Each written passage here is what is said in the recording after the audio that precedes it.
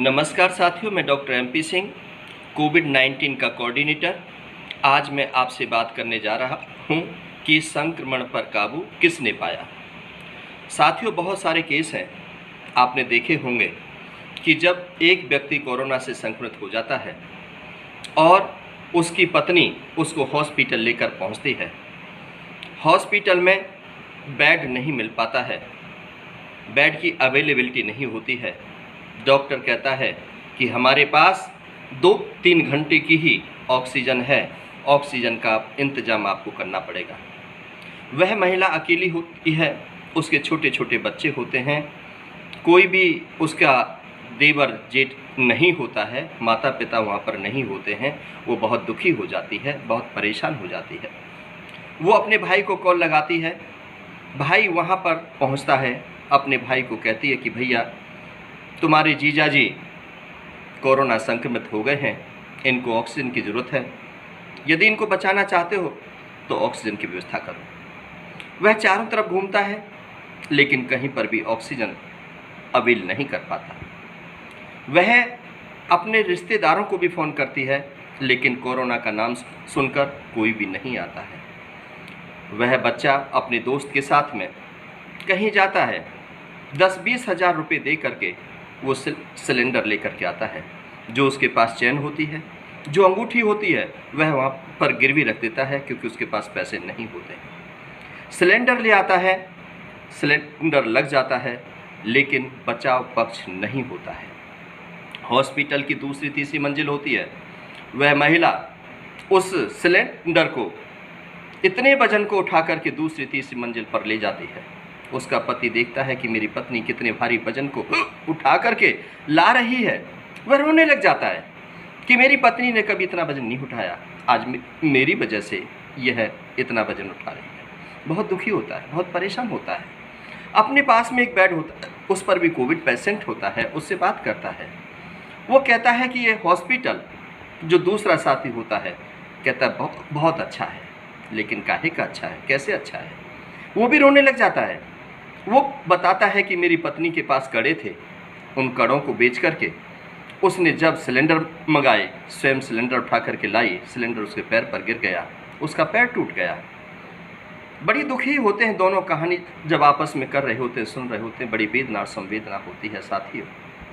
लेकिन यही बात ख़त्म नहीं हो जाती। आगे ऑक्सीजन कमी की वजह से वेंटिलेटर की ज़रूरत पड़ती है।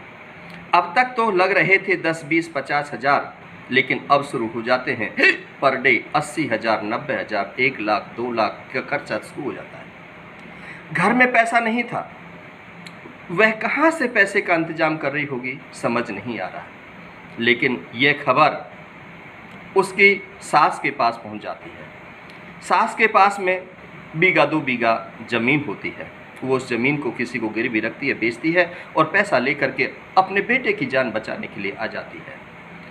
साथियों, जो कभी अपने बेटे के पास नहीं आई, जो अपने बेटे के से नफरत करती थी, आज अपने बच्चे को बचाने के लिए वो अपने घर को बेच करके आ जाती है। लेकिन साथियों, उससे भी काम नहीं चलता। बिल तो 17 लाख 18 लाख पर पहुंच गया। दिन 10-12 दिन हो गए लेकिन वो बिल जमा हो रहा है।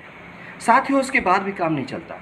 जो उसका 1 रूम सेट घर था, उसको भी महिला बेच देती है, किसी को गिरवी रख देती है। उसका जो निकम्मा भाई था, जो कभी नहीं आता था, जो उसे नफरत करता था, वह भी अपनी बाइक को बेच करके उसमें लगा देता है। साथियों, बिल बन जाता है 25 लाख 30 लाख का, लेकिन वह बच जाता है। सारा कुछ ख़त्म हो जाता है। जब वो घर पर आकर के देखता है कि मेरे छोटे भाई की बाइक नहीं है, मेरी पत्नी के हाथों में अंगूठी नहीं है, मेरे साले के गले में जंजीर नहीं है, मेरी माँ जो कभी मेरे पास नहीं आती थी, जो खेत नहीं बेचती थी, जो बटवारा नहीं करती थी, आज वो खेत बेच करके उसने मेरी जान को बचाया है।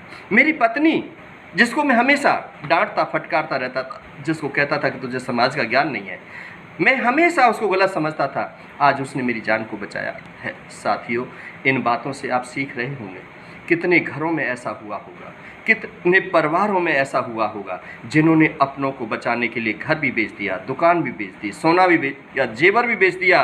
जिन लोगों से हम नफरत करते थे, वो लोग हमारी मदद के लिए आगे आ गए। जो हमारे मित्र थे, जो कभी हम जिनको सम्मान नहीं देते थे, आज उन्होंने भी 10-20 हज़ार से मदद कर दी। साथियों, पता नहीं किस किस ने मदद करके हमें बचाया है।